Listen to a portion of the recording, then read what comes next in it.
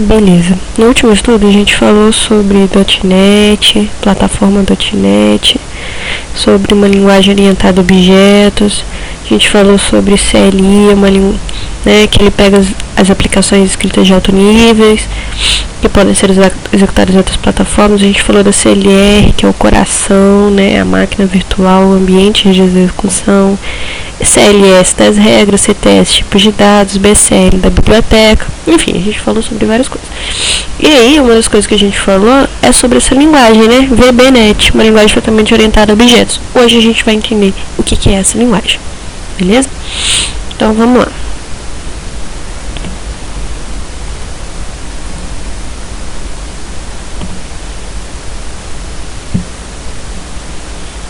O que a gente vai estudar nessa parte? A gente vai entender os conceitos da orientação a objeto, o que é um objeto, métodos, beleza? Classificação, encapsulamento, mensagens, poliformismo, herança, abstração. Então a gente vai encontrar dentro desses conceitos de objeto algumas, vamos entender um pouquinho melhor um pouquinho de cada um dessas figurinhas aí, beleza? Então vamos lá. História, vamos só passar essa parte, não precisa ser muito importante, mas é história, então a gente precisa entender, beleza? Foi criada uma linguagem mais ou menos nos anos 70, chamada Smalltalk, beleza? Essa linguagem foi a primeira linguagem verdadeiramente orientada a objetos. Ela foi desenvolvida nesse lugarzinho aqui todo, beleza? Cada elemento do Smalltalk é tratado como sendo um objeto e ele é puramente orientado a objetos. Essa linguagem ela foi criada então, nos anos 70, puramente orientada a objetos, beleza? Conceitos da orientação a objeto. O que é isso? Eu não entendi.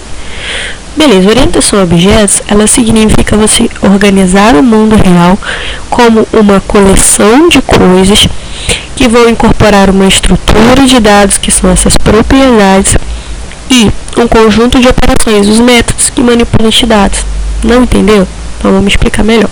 Eu vou pegar tudo aquilo que tem no meu mundo real, vou transformar numa coleção de coisas. Isso vai me transformar em uma estrutura que vai ter propriedades, que vai ter métodos, e esses métodos eles vão manipular os meus dados. Isso é um conceito. Nós vamos entender realmente o que significa tudo isso na prática. Bem, vantagens. Assim como no Net Framework, no .NET, a gente vê as vantagens. A orientação a objetos, ela também tem as suas vantagens, a gente vai entender. Bem, esse bonequinho aqui, ele significa que ele está muito feliz porque ele aumentou alguma coisa. E é isso realmente. Aumento da produtividade. Então, uma das vantagens é porque você aumenta a produtividade. Mas por que eu aumento a produtividade? Bem, porque você tem uma facilidade de manutenção. Então, você não fica perdendo muito tempo fazendo uma manutenção. É mais fácil. Porque você descobre que você pode separar as responsabilidades. Fulano, tu vai fazer essa parte do código, você vai fazer essa parte. Eu divido as responsabilidades. Isso vai fazer com que eu tenha um aumento da minha produtividade. E o reuso do código, beleza? Isso também facilita. Então, por isso que são realmente muitas vantagens. Tem muitas, mas que eu encontro específicas são essas, beleza? Mas, tá, a gente está falando de orientação a objeto, de criar um objeto, mas o que seria esse objeto? O objeto nada mais é do que uma entidade, beleza? Não essa entidade feia aqui, mas isso é para vocês não esquecerem. É uma entidade. Uma entidade que possui alguma coisa. O que ela possui? Ela possui estados. Não é esse estado aqui, mas ela possui um estado, que nada mais é do que os seus tipos de dados. Além disso, ela possui comportamento, que nada mais é do que suas ações. E ela possui uma identidade única. Então, o objeto nada mais é do que uma entidade que possui algumas coisas muito importantes. Um estado, que são os tipos de dados, possui comportamento, que são suas ações, e possui uma identidade única, igual essa impressão digital. Só ela tem. É única. Beleza? vamos entender então um pouco sobre isso. O que seria o estado do objeto? Bem, o estado do objeto é conjunto de suas propriedades associado a seus valores correntes. Beleza. Propriedades geralmente são referenciadas como atributos. Então, este aluno, por exemplo, ele teria algumas propriedades, alguns atributos. Quais seriam? Bem, ele tem um nome, ele tem um sexo, ele tem uma idade, ele tem cor. Esses são os atributos desse aluno aqui. Ok? É o estado dele. Além disso, nós temos os métodos que a gente olhou lá. O que são esses métodos? Bem, métodos são uma comunicação entre objetos através de troca de mensagens. Vamos entender melhor. Eu tenho uma mensagem que vai trocar uma informação com... Então aqui, uma troca de mensagens, beleza? Esses métodos, eles representam como o objeto vai reagir às mensagens a ele enviado. Então, por exemplo, eu tenho um método acelerar, ok? E eu envio uma mensagem para ele, ó, acelera, carro. Esse carro aqui, por exemplo, carro, acelera. Eu mandei uma mensagem pro carro para fazer o quê? Um método. Qual método? Acelerar. Carro, ó, faz o método virar aí, mas eu vou te passar um parâmetro, é virar à direita. Então, você fez uma troca de mensagem, tá vendo? Para ele aplicar este método com esse parâmetro. Além disso, eu falo para ele frear, acender faróis e várias coisas, ok? Além disso, nós temos uma outra coisa chamada abstração. Beleza? Aí eu te pergunto, abstração o que, Damares? Tá entendendo? Não. Vamos entender o que é abstração. O que seria isso daqui? Isso aqui seria uma casa. Uma casa com janela, uma casa com garagem, com 2 portas, com plantas, é uma casa completona, tá vendo? A gente tem várias coisas que a gente consegue ver aqui. E o que seria isso daqui? Uma casa também, tudo bem? Isso é abstração. Isso aqui é uma casa, não importa. Eu não, se eu olhar esse figurinha aqui, eu vou te falar que é uma casa. Se eu olhar isso aqui, eu vou te falar que é uma casa. Isso é abstração. Abstração ela significa você se concentrar no que é essencial de uma entidade, beleza? Me detalhar, me focar nas coisas, nos detalhes importantes do problema, e eu vou ignorar o que não tem importância no contexto. O que não tiver importância, eu não preciso saber. Eu não precisava saber que tinha uma porta aqui, outra aqui, uma nos fundos. Eu não precisava saber que ele tem um carro na garagem, que as suas plantas, que o telhado é português, sei lá. Eu não precisava saber isso. O que eu preciso saber é que é uma estrutura de uma casa. Se eu olhar assim, é uma casa. Então eu me concentrei apenas no que é importante, no que é necessário para você saber que é uma casa. Isso é abstração, ok? Além disso, nós vamos conhecer uma coisa chamada classe, que é totalmente importante na orientação a objetos. Bem, isso aqui é uma classe onde a gente tem um professor e vários alunos. O que essa classe faz? Ela capta os atributos e operações comuns a um conjunto de objetos. Ou seja, objetos com características, atributos e comportamentos semelhantes. Então, por exemplo, todos esses alunos aqui são os meus objetos. E eles estão precisando aprender a ler. Todos eles têm propriedades idênticas. Eles têm idades, eles têm sexo, eles têm cor, eles têm, né, essas propriedades, tem nome, tá?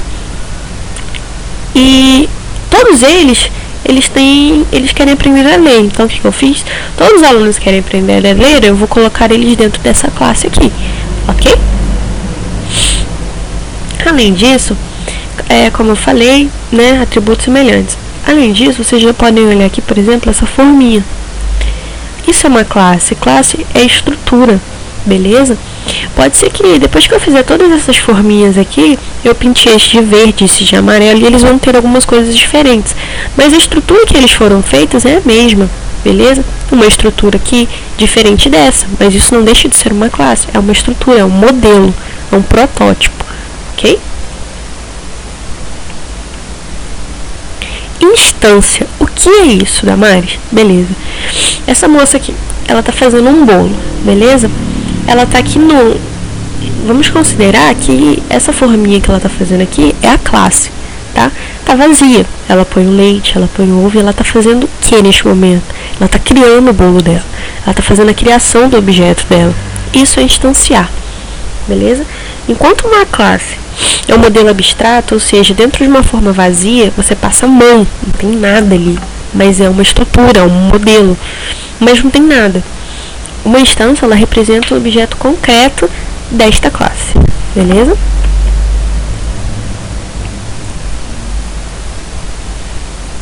Encapsulamento, a gente vai ver que no encapsulamento, detalhes da estrutura de alguns objetos ficam ocultos internamente. Então a gente não precisa conhecer para fazer o uso desse objeto. Todo mundo nesse momento pode estar usando o Facebook quando está assistindo esse vídeo aí numa segunda tela. Quando você mexe no Facebook, você não está nem aí para os códigos que estão rolando lá por trás. O que está fazendo aquilo agir? Vocês não estão nem aí. Você não precisa saber. Você só está vendo a interface lá e está mexendo nessa interface, ok? Isso é encapsulamento, tá? Ele tem o objetivo de esconder essa informação que o usuário ele não precisa ter conhecimento. Esse é encapsulamento. Além disso, a gente tem os especificadores de acesso, muito importantes dentro da orientação a objetos, dentro de uma classe. Os especificadores de acesso, eles podem ser público, todo mundo, beleza, vai ter acesso dentro da sua classe, criou uma classe lá, e todo mundo vai ter acesso a essas informações. Então, isso é o especificador de acesso público, ok? Dados e métodos que podem ser acessados de qualquer parte do programa, ou qualquer classe, ou módulo. Então, por exemplo, tem muita coisa aberta aqui. Por exemplo, aqui. Então, se eu venho aqui e crio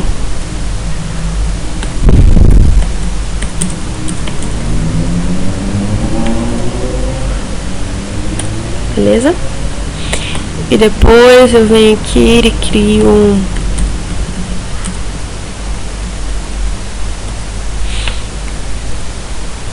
além disso eu venho aqui e falo, ó, eu vou explicar daqui a pouco.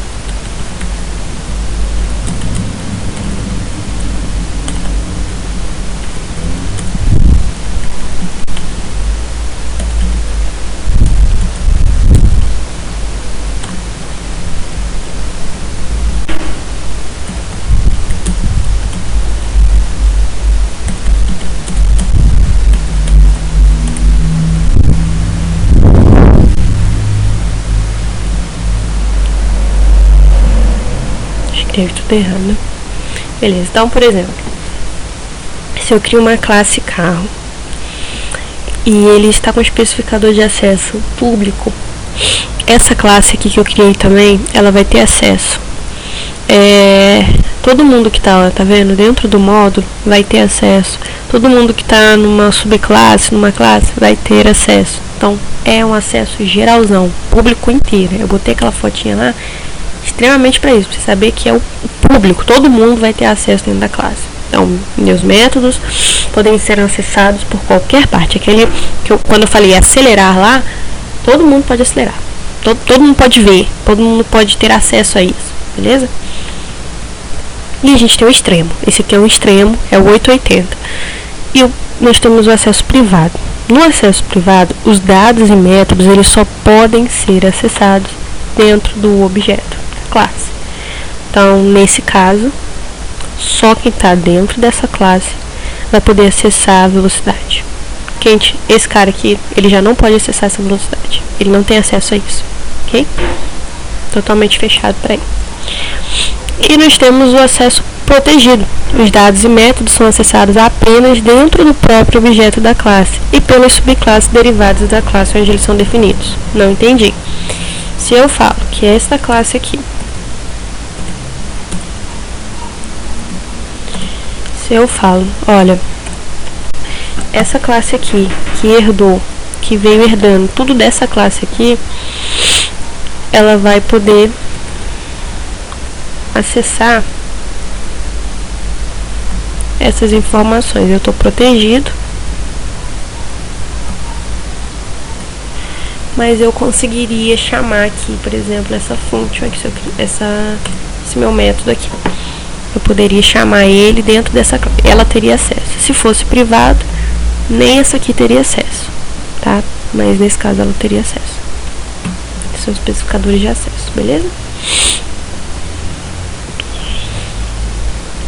construtor e destrutor. Nossa, passei. Construtor e destrutor. Vou voltar aqui. Construtor e destrutor. Construtor é quando um objeto criado, ele é instanciado pelo método new, que cortou aqui. Então, por exemplo, quando eu tô aqui, eu preciso instanciar, eu vou falar assim, olha, o aluno, tá? Ele é não, peraí, posso falar assim, ó, o carro Fiesta, que eu tô confundindo, o carro Fiesta, ele faz parte. Quando eu uso o new, eu acabei de construir um objeto.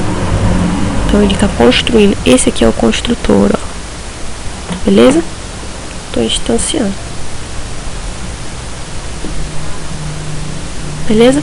E o destrutor é porque em alguns casos é necessário você realizar algumas ações que o objeto ele precisa ser destruído. Ok? Herança. O que é herança? Herança nada mais é do que, através de uma herança, a gente pode definir novas classes, subclasses, e a partir de uma classe já existente, que é a superclasse. Quando a gente estabelece uma especialização, uma superclasse de uma subclasse, essa subclasse ela herda as características comuns da superclasse. Por exemplo, um pai. Esses filhos aqui, eles vão ter algumas características, apesar de que estão bem diferentes, né? Mas, por exemplo, eles vão ter umas características que eles herdaram dos pais deles. Porém, eles vão ter algumas coisas além disso. Eles vão ter na estrutura deles, vão ter coisas diferentes dos pais, que cada um queria. Beleza? Isso é uma herança. Uma subclasse, a gente pode adicionar novos métodos, como também reescrever esses métodos herdados.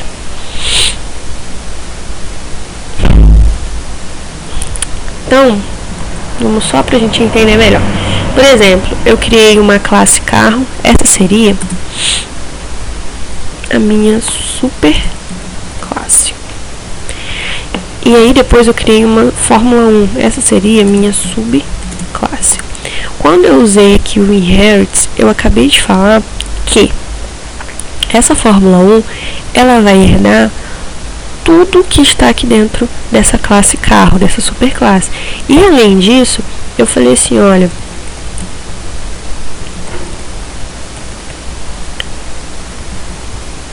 eu posso falar, por exemplo, que ele vai, só que aí ele vai ter um método diferente. Eu posso falar assim, olha, o seu método vai me retornar assim, ó.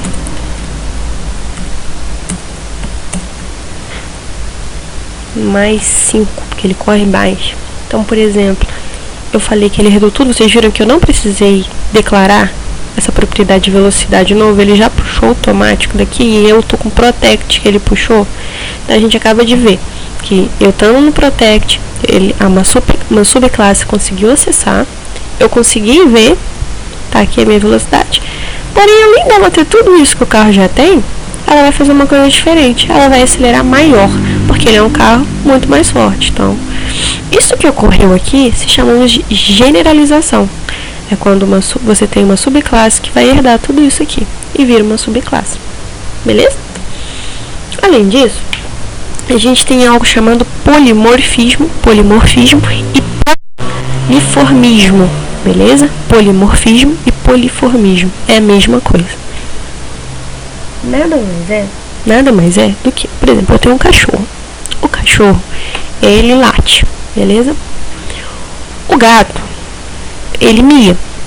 Então, o cachorro late, o gato mia. Ambos falam. Então, se eu tivesse uma classe, por exemplo, animal, ok? Onde eu tivesse um método falar, beleza? E chamasse o cachorro para falar e depois eu falasse pro gato miar, se eu falasse cachorro fala, o cachorro ia falar latindo. Gato fala, o gato ia falar miando. Então, ambos, os dois, estão falando, porém estão falando de jeito diferente. ambos fazem parte da mesma classe animal, mas eles estão fazendo um método que está me dando uma resposta diferente. Estão usando o mesmo método e falando respostas diferentes. Isso é o polimorfismo. Beleza? Então é isso. Eu queria que vocês entendessem essa parte. Tá me ajudando muito para estudar. E é isso. Desejo a todo mundo que assistir aí que aprenda. Um abraço.